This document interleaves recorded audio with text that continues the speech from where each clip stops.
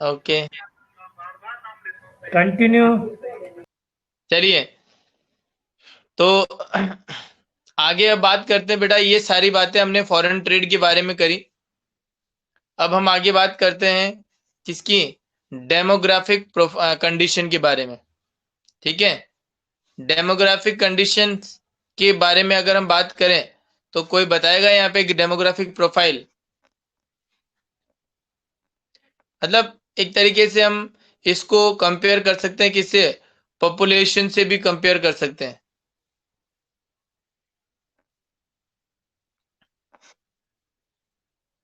ठीक है ना।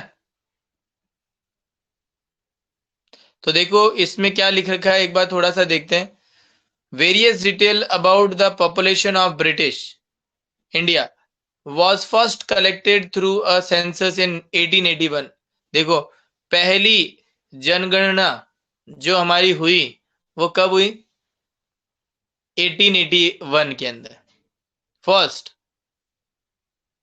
ठीक है ना। तो दो suffering from certain limitation, it reveal the unevenness in India's population growth. मतलब subsequently every 10 years such census operation were carried out. Before 1921, India was in the first stage of demographic transition. The second stage of transition began after 1921। तो यहाँ पर यही बताया है कि 1881 जो था, वहां से जब हमने स्टार्ट किया तो उसमें 10 साल के लिए, मतलब एक दशक जिसको अपन बोलते हैं, उसके बाद में हम क्या करेंगे, दोबारा से डेमोग्रा पॉपुलेशन को हम सेंसस करेंगे। ठीक है। तो अकॉर्डिंग टू उसके कुछ ईयर्स के अंदर हम नहीं कर पाए थे, लेकिन बाद में अब ऐसा है कि हर 10 साल के अंदर हम करते हैं। तो पिछला अगर मैं आपको अब करंट की बात करूं, तो अब हमारा कौन से ईयर के अंदर जनगणना होने वाली है, बताओगे? कौन सा जो सेंसस है वो आएगा? पॉपुलेशन को जो जनगणना की जाएगी, ठीक है ना, हर एक चीज के नए डेटा आएंगे, वो कौन से ईयर में किए जाएंगे?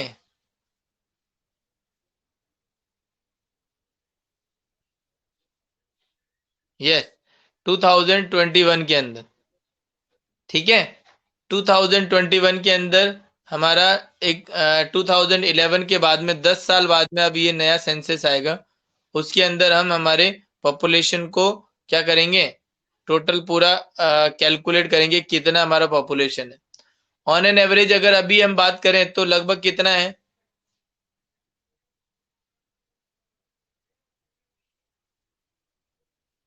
अभी कितना है?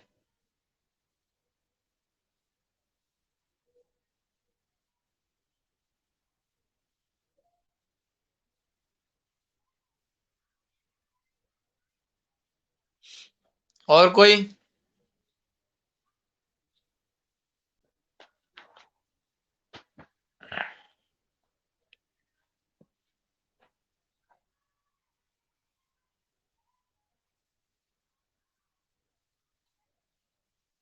और कोई है जो बताएगा पॉपुलेशन लगभग कितनी है?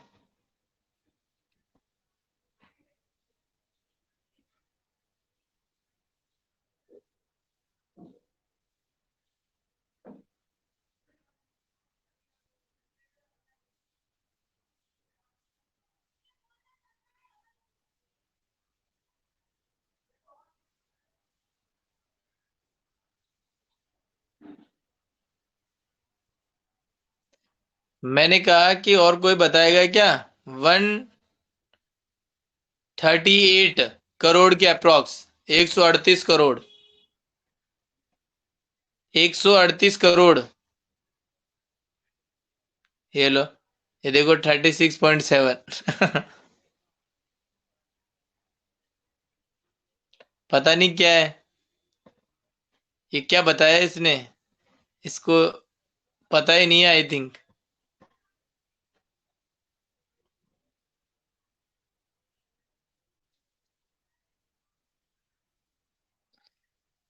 चलिए तो मैं आगे बताने जा रहा हूँ। नींद में है, सही बात है। तो आगे मैं बताने जा रहा हूँ कि हमारा जो फर्स्ट स्टेज जो है ना, वो कहलाता है डेमोग्राफिक प्रोफाइल के अंदर 1921 से पहले का। ये फर्स्ट स्टेज है। और सेकंड स्टेज क्या बताता है? 1921 के बाद का। तो अगर मैं बात करूं बेटा कि 1921 से पहले और 1921 के टाइम पर,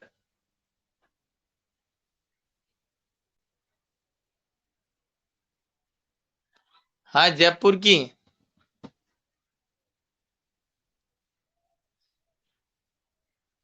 करोड़ में आ चुकी है अब तो। भैया करोड़ में आ चुकी है जयपुर की।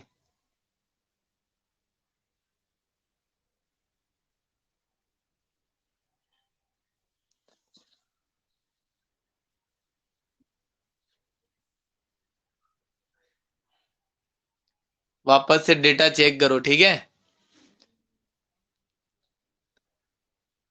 चलो, तो अब मेरी बात सुनो।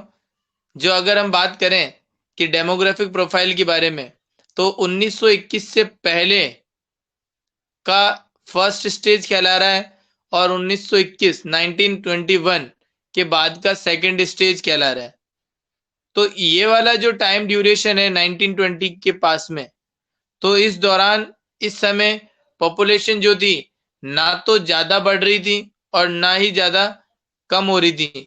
तो इसको हमने एक तरीके से जो स्टेज बोला है वो किसके अंदर दिया है? सेकंड स्टेज के अंदर। तो अब धीरे धीरे उसके बाद में क्या हुआ?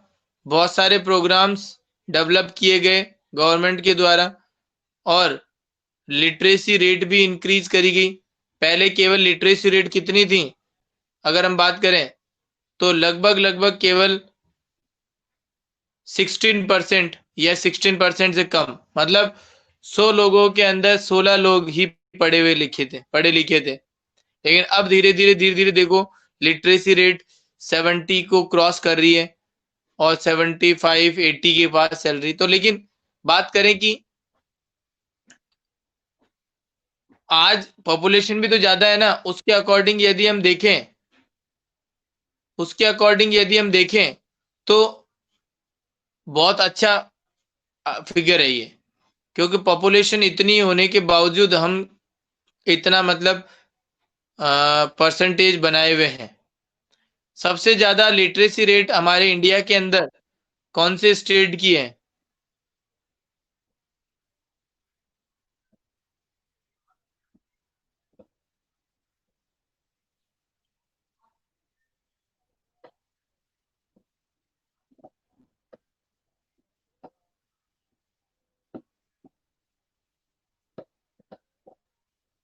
सबसे ज्यादा लिट पुडुचेरी।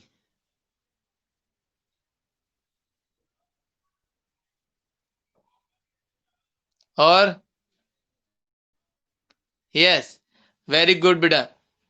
रक्षा का आंसर सही है और अपूर्वा का भी सही है। केरल, ठीक है ना, केरल का सबसे अच्छा लिटरेसी रेट है। ठीक है।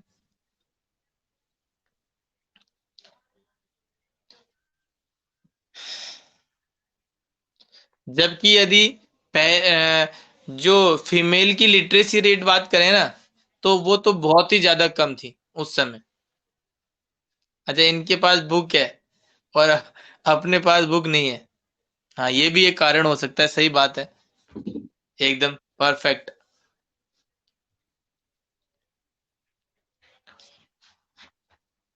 और जो भी अब धीरे धीरे देखो चेंजेस तो आते ही हैं जैसे जैसे डेवलप्ड नेशन होता है। पहले के टाइम पर जो अब लिटरेसी रेट जो मैंने बताई है ना, उसके अंदर भी अगर हम देखें तो जो लिटरेसी रेट है ना, वो अ, पुरुषों की मतलब मेल की वो बहुत ज्यादा है। और अगर फीमेल की बात करें तो वो ना के बराबर है, नेग्लिजिबल है एक तरीके से। तो फिर इसलिए ये चीज जो है ना डेमोग्राफिक प्रोफाइल को शो करती है कि हमारा देश कैसा था। तो धीरे धीरे अब रेट बढ़ी है और हम लोग जो हैं वो थोड़ा सा अब सजग भी होने लगे हैं।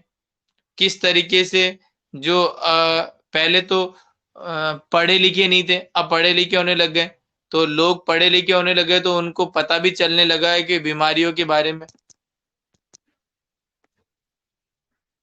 कि एक्चुअल में क्या क्या बीमारियां होती हैं, क्योंकि डॉक्टर्स बने हैं पढ़ने के बाद में, तो बीमारियों का भी पता चला। पहले तो बीमारियों का भी पता नहीं चलता था, ऐसे ही खत्म हो जाते थे बिना पते चले ही। ठीक है ना। तो ये सारी जो चीजें है ना वो एक अट्रैक्ट करती हैं चीजों को, कि भाई अब धीरे धीरे इंडिया क्या कर रहा है, ग्रोथ कर रहा है। ठीक है ना। तो ये सारी अगर हम बात करें तो अब देखो, no wonder the overall morality rate was very high and in that particular the infant mortality rate was quite alarming, about 218 per thousand, in contrast to the present infant mortality rate at 63 पर thousand. तो देखो, infant mortality rate जानते हो ना क्या होता है? जानते हो क्या इन्फेंट मॉर्टेलिटी रेट?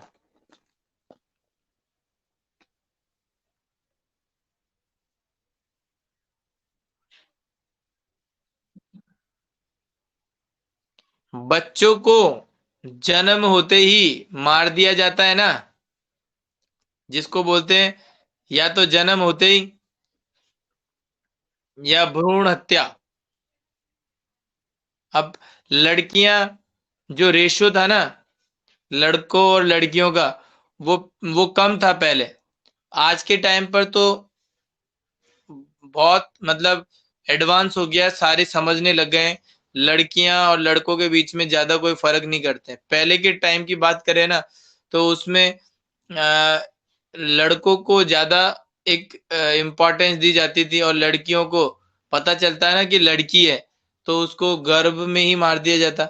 बाकी पहले इतना कोई सिस्टम नहीं था कि पता चल जाए। आज तो बहुत सारी चीजें पता, आज तो हमको जैसे पता चल जाता है, पहले पता नहीं था। तो लड़की होती, होने के बाद में मार दिया जाता। तो इसीलिए तो ये सरकार ने बैन लगाया हुआ है कि जो जैसे डॉक्टर्स वगैरह का जो उनको बोला हुआ है कि आप कभी भी ये पहचान नहीं करवा सकते हैं कि लड़का है या लड़की। अगर ऐसा आपने किया तो फिर आपका लाइसेंस कैंसिल कर दिया जाएगा, और आपका जो भी प्रेमाइसेस है उसको सील कर दिया जाएगा, बंद कर दिया जाएगा। ठीक है ना। तो इसलिए कोई भी ऐसा नहीं करता है। ठीक है ना। तो उस समय की बात बता रहे हैं कि 1000 में से 218, बहुत बड़ा फिगर है। 1000 में से कितने? 218, 20% से भी ज्यादा, 21% से भी ज्यादा मार दिए जाते थे। ठीक है ना। जबकि धीरे धीरे कम होते होते होते अभी अब कितनी है? 1000 में 63%, मतलब 63 पर थाउजेंड, केवल 100 से भी कम। ठीक है ना। 10% से भी कम। तो वो चीज क्या है, उन्होंने एक तरीके से पकड़ा है कि भाई हाँ अब ठीक है, लेकिन फिर भी इसको भी और कम करने की प्रयास कर रही है गवर्नमेंट। और लाइफ एक्सपेक्टेंसी की बात करें तो पहले के टाइम की बात करें, वो लाइफ एक्सपेक्टेंसी भी कम थी, 44 साल बता रखी है। इतने में ही वो क्या हो जाते, खत्म हो जाते। और आज प्रेजेंट की लगभग लगभग हम बात करें तो 66 ईयर की लगभग लाइफ के लिए बताया हुआ है कि ये ऑन एन एवरेज इतना डेटा है। लेकिन अरे भाई, मैं मानता हूं आप जो कह रहे हो कि पुराने लोग बहुत ज्यादा टाइम तक जीते हैं, आज आज कम हो गई है वो, लेकिन कुछ लोगों में है ये वाली बातें। पहले के टाइम की बात जो है ना, हाँ हाँ समझ गए, हम मैंने भी देखे हैं। 100 साल से भी ज्यादा के लोग देखें तो वो कुछ लोगों की बात कर रहे हैं अपन। पहले क्या था देखो, डिजीज का पता नहीं था ना, डिजीज क्या थी क्या नहीं थी। तो उस समय पढ़े लिखे नहीं थे, तो क्या कैंसर पहले नहीं था क्या था, लेकिन और भी बहुत सारी टीबी की बीमारियां, ठीक है ना, बहुत सारी, तो वो मर जाते थे बिना इलाज हुए वगैरह ही मर जाते। लेकिन अब धीरे धीरे धीरे धीरे सजग हो गए, तो लोगों को सुरक्षित रखने लग गए।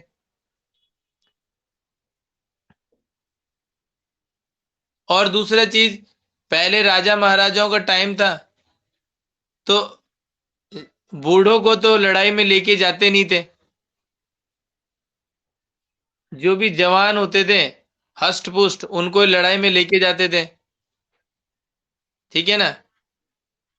और वो लड़ाई में क्या हो जाते हैं, शहीद हो जाते हैं।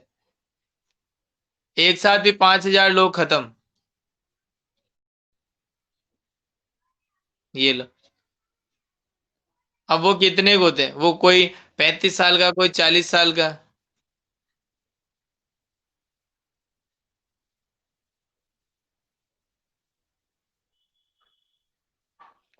तो समझ रहे हो ना बात को, मैं जो कहना चाह रहा हूं। बाकी इनमें भी, अब इधर देखो, ठीक है ना। तो फिर भी अगर हम बात करें कि कुछ हद तक अगर डेटा को अगर स्पेसिफाई जैसे नहीं किया जाता है, तो वो सारी बातें जो है वो अभी ये एस्टिमेशन के तौर पर है, कि भाई हम ये डेटा मान सकते हैं, क्योंकि पूरा पूरा प्रॉपरली जो डेटा है वो इतना ज्यादा इकट्ठा हम नहीं किया जा सकता था उस समय, क्योंकि पॉपुलेशन की जनगणना नहीं हो सकती थी। तो फिर ये कैसे पता लगाते थे कि भाई कितना लोग मर रहे हैं, कितने लोग जीवित हैं। तो प्रॉब्लम तो यही है। तो ये सारी चीजें जो हमने अभी तक पढ़ी, ये क्या है, एक तरीके से डेमोग्राफिक प्रोफाइल इंडिया का। बताइए, डेमोग्राफिक प्रोफाइल, डेमोग्राफिक कंडीशन के बारे में आपको समझ आया क्या?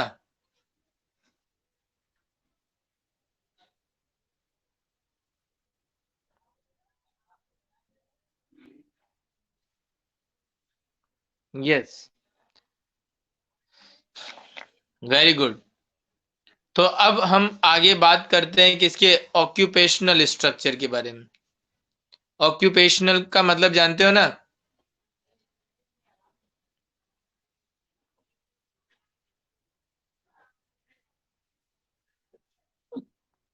ऑक्यूपेशन का मतलब काम धंधे जो थे भारत में, वो उनकी बात की जा रही है, कितना जॉब्स की, ठीक है ना।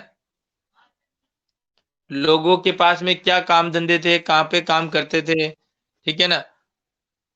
बिल्कुल, ये एक बड़ा जो मैंने बताया, कामकाज, जॉब, वेरी गुड। तो अगर हम बात करते हैं तो हमारे भारत देश ऐसा देश है जहाँ पे काम करने वालों की कोई कमी नहीं है। वर्क फोर्स जो है ना बहुत ज्यादा है या नहीं है?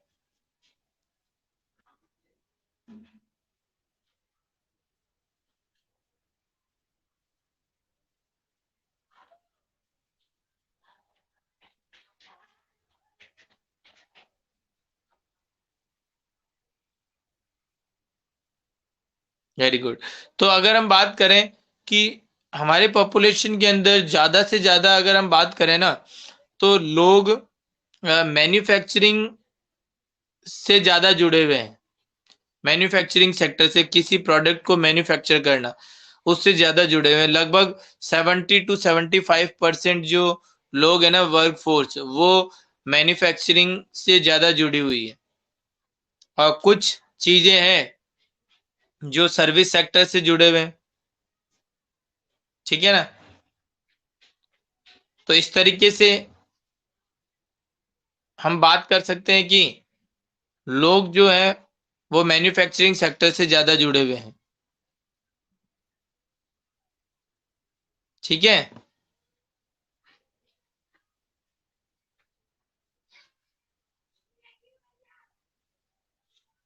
तो देखिए क्या बोला जा रहा है parts of the Madras presidency present day, comprising areas of the present day state of Tamil Nadu, Andhra Pradesh, Kerala, Karnataka, Bombay, and Bay of Bengal, witness a decline in the dependency of workforce on the agriculture sector. ये वाले जो sector है ना, धीरे धीरे agriculture sector के ऊपर कम dependent होने लगे। ये किस तरफ ज्यादा बढ़ने लग गए? कमर्शियल सेक्टर की तरफ, जैसे कि लाइक मैन्युफैक्चरिंग और सर्विस सेक्टर। प्राइमरी सेक्टर यहाँ पे कम होने लग गया, क्योंकि धीरे धीरे ये क्या होने लग गए? डेवलप होने लग गए ना, इस वजह से। तो hair there had been an increase in the share of workforce in agriculture during the same time in the state of such Orissa, Rajasthan and Punjab। देखो ये नाम बताएं यहाँ पे, ये ओडिशा हो गया, राजस्थान हो गया, पंजाब हो गया। ये जो एरियाज हैं, ये जो आपके डिस्ट्रिक्ट हैं, यहाँ पे एग्रीकल्चर से रिलेटेड जो एम्प्लॉयज हैं या वर्क फोर्स है वो ज्यादा है। राजस्थान देख लीजिए, आपको पता है एक कृषि प्रधान देश है। राजस्थान क्या है? एक कृषि प्रधान देश है। देश नहीं बोल सकते, मतलब राज्य है, ठीक है ना। देश मेरे मुंह से गलत निकल गया, तो हम बोलेंगे कि राजस्थान एक क्या है? कृषि प्रधान राज्य है। यहाँ पे जैसे कि सबसे ज्यादा चीजों की प्रोडक्शन होता है, ठीक है ना। तो इसका मतलब जो लेबर फोर्स की बात करें, वो भी यहाँ पर क्या है? ज्यादा है। लेबर फोर्स भी क्या है? यहाँ पर ज्यादा है, ठीक है। तो उस केस में हम यहाँ पे क्या कर सकते हैं कि किस तरीके से हम यहाँ पर आगे लेबर फोर्स को बढ़ाएं।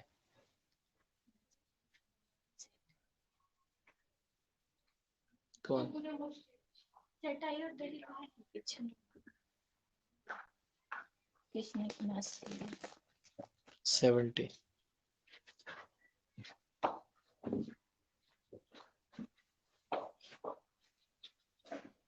तो आगे हम देखते हैं बेटा, जैसे कि उड़ीसा, राजस्थान, ये तो सब बातें मैंने कही। तो ये हमने देखा है, ये किसके बारे में बात करी है हमने? ऑक्यूपेशनल स्ट्रक्चर के बारे में, कि हमारा वर्क फोर्स किस एरिया में किस चीजों के लिए सबसे ज्यादा है और किन के लिए कम है, ठीक है ना। तो हमने यहाँ पर ये सारी बातें करी। अब इसके बाद में जो हमारे पास में आ रहा है इंफ्रास्ट्रक्चर के बारे में। किसके बारे में बातें करेंगे अब हम? इंफ्रास्ट्रक्चर के बारे में, ठीक है।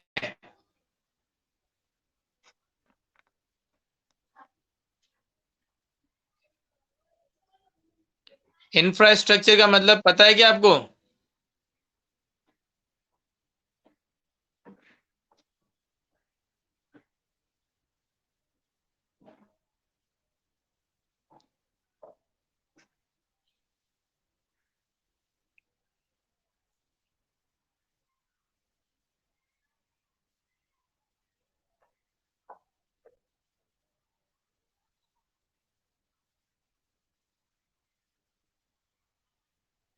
ओके, तो देखो जैसे कि कुछ इंफ्रास्ट्रक्चर जो एग्जांपल मैं आपको दूं, तो रेलवे का निर्माण करना, रेलवे, पोर्ट वगैरह जैसे बंदरगाह वगैरह, वाटर ट्रांसपोर्टेशन सिस्टम के हिसाब से, और पोस्ट एंड टेलीग्राम जैसे कि हम भेजते हैं, और डैम्स बनाना, ओवर ब्रिजेस बनाना, ठीक है, कम्युनिकेशन की फैसिलिटीज प्रोवाइड करना, बैंकिंग सेक्टर्स को डेवलप करना, ठीक है। तो बहुत सारी ये सारी चीजें किसके अंदर आती हैं? इंफ्रास्ट्रक्चर फैसिलिटीज के अंदर आती है। तो बताइए, चीजें समझ में आ रही है क्या आपको?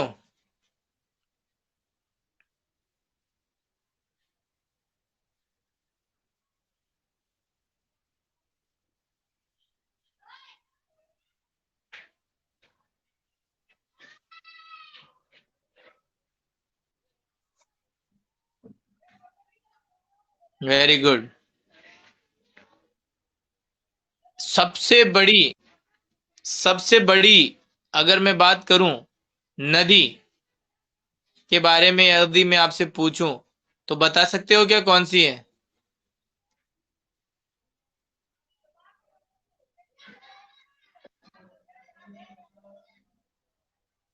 नील। ठीक है, और अमेजोन?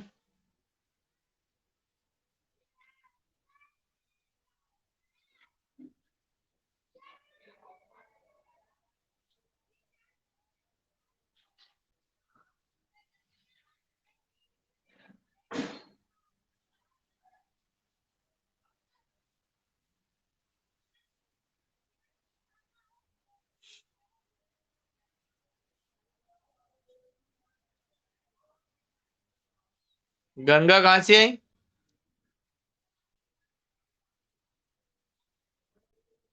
चलो पता करके बताना। ठीक है, कल कल बताइएगा पता करके एकदम से अच्छे से। और कल मैं एक और चीज पूछूंगा, स्वेज कैनाल के बारे में। Suez Suez canal.